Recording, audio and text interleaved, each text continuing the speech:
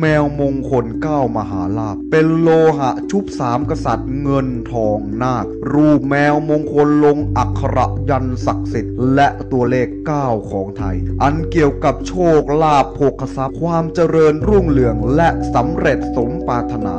ด้วยอาถรรพ์ความศักดิ์สิทธิ์ของแมวมงคลทั้งหลายนี้สามารถเช่าบูชาแมวมงคล9 มหาลาภได้ในราคา